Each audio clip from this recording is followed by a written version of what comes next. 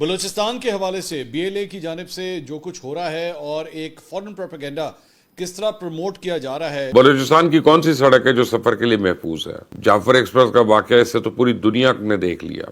وہاں پہ اس وقت دو لڑائیاں چل رہی ہیں، ایک کمپلیکس ٹرائبل وار چل رہی ہے اور ایک کمپلیکس سیکٹیرین وار چل رہی ہے.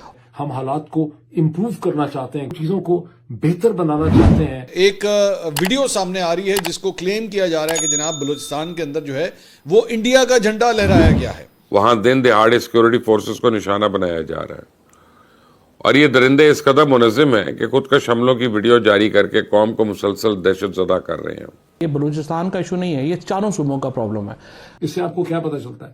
اس سے آپ کو پتہ چلتا ہے کہ یہ کتنے انکمپیٹنٹ ہیں اور جنرل عاصم منیر صاحب کا کتنا ری ایکٹیو مائنڈ سیٹ ہے. افغانستان کے ساتھ طویل بارڈر پہ صورتحال کچھ یوں ہے کہ ایک علاقے میں افغان فورسز ہماری چوکیوں پہ گولہ باری شروع کرتی ہیں، این اسی وقت کسی دوسرے علاقے میں کالعدم ٹی ٹی پی کے درندے ہمارے جوانوں پہ حملہ کر دیتے. گولی آپ چلائیں، پستول بھارت کا ہو، نہیں چلے گا. خدا نخواستہ اگر جنگ ہو جائے کسی جگہ میں، اس قسم کا آدمی جو ہے اس نے ڈیسیژن میکنگ کرنی ہو تو اس کی ڈیسیژن میکنگ کتنی فلاڈ ہوگی، اس میں کتنا زیادہ ہیجان، غصہ اور ری ایکشن جو ہے اس کے اندر پایا جاتا ہے.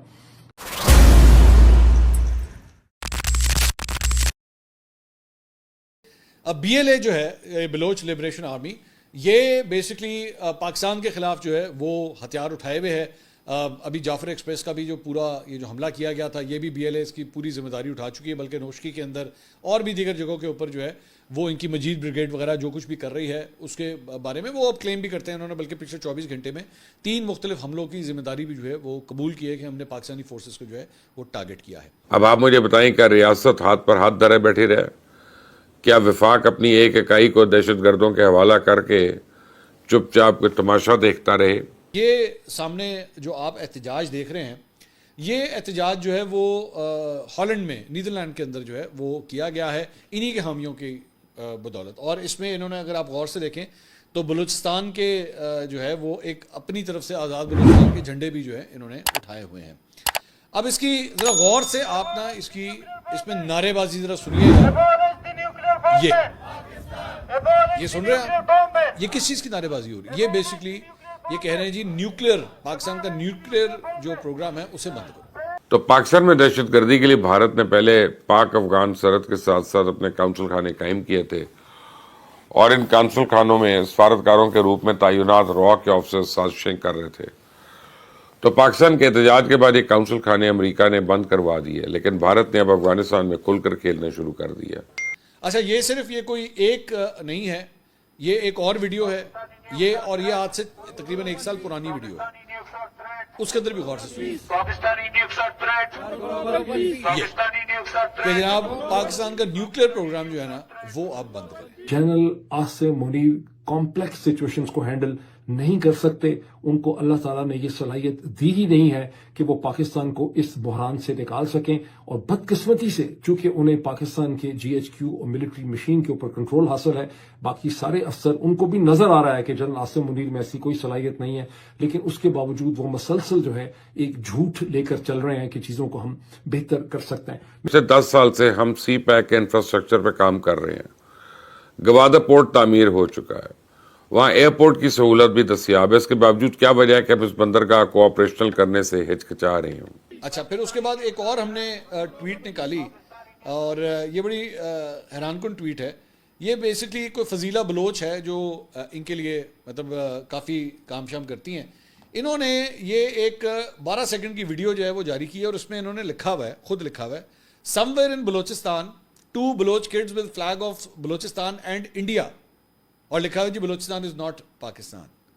اب مجھے صرف ایک بات بتائیے، مجھے نہیں پتا، میں ظاہری بات انہوں نے بتایا نہیں وہ یہ ویڈیو کہاں کی، لیکن یہ انہی کے حمایتی اکاؤنٹ ہیں جو پوسٹ کر رہے ہیں اور اس میں جو ہے وہ انڈیا کا جھنڈا لہرایا جا رہا ہے اور مجوزہ بلوچستان کا جھنڈا ساتھ لہرایا جا رہا ہے. نعرے جڑے باہر مار رہے ہیں وہ یہ ہے جی پاکستان کا نیوکلیئر پروگرام بند کریں. اور ہر بندے کو اب دنیا میں پتہ چل گیا ہے، بی بی سی کی سٹوری آ گئی ہے، ایمنسٹی انٹرنیشنل کا اس پہ آ گیا ہے، اور بھی ہندوستان کی اور مغربی ذرائع ابلاغ اور اخبار جو ہیں اس کے اوپر لکھیں گے. کی بربت کرک اور ڈیرہ اسماعیل خان میں امن و امان کی صورتحال یہ ہے کہ وہاں تو دوپہر کو ہی سناٹا ہو جاتا ہے.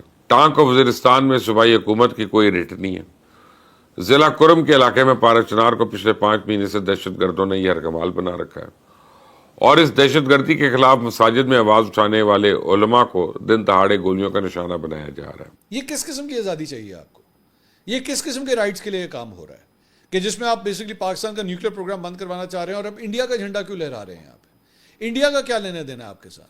آپ کی تو اپنی ایک جسے کہتے ہیں بالکل ایک آرگینک قسم کی ہونی چاہیے نا آپ کی تحریک۔ چلیں آپ کے ساتھ وہ بلوچوں کے جو حقوق ہیں اس کے حوالے سے ماضی کے اندر جو کچھ ہوا، میں آپ کی تمام باتیں سننے اور ماننے کے لیے تیار ہوں۔ میں آپ کو کنٹیسٹ نہیں کروں گا اس کے اوپر۔ ریاست کی جانب سے بہت ظلم ہوا، بالکل غلط ہوا۔ مجھے صرف یہ بتا دیجئے انڈیا کا جھنڈا جو ہے یہ بلوچستان میں کیوں لہرایا جا رہا ہے؟ مجھے صرف یہ بتا دیجئے کہ آپ لوگ جو نعرے بازی مار رہے ہیں اس میں نیوکلیر پاکستان کا جو نیوکلیر پروگرام ہے وہ کہاں سے بیچ میں آ گیا؟ مجھے صرف یہ بتا دیجئے کہ جب آپ بلوچستان کی بات کرتے ہیں تو آپ کے اینالسٹ انڈین چینلز پہ کیا کر رہے ہیں وہاں پہ جا کے؟ انٹرنیشنل چینلز کی تو چلے مجھے سمجھ آتی ہے نا، بی بی سی آپ کو کور کرے، وائس آف امریکہ کور کرے، سی این این کرے، آپ کو مطلب دنیا اسکائی نیوز کرے، جتنے انٹرنیشنل چینلز ہیں وہ آپ کو کریں۔ یہ انڈین چینلز آپ کے پاس کیوں کور کرنے جا رہے ہیں؟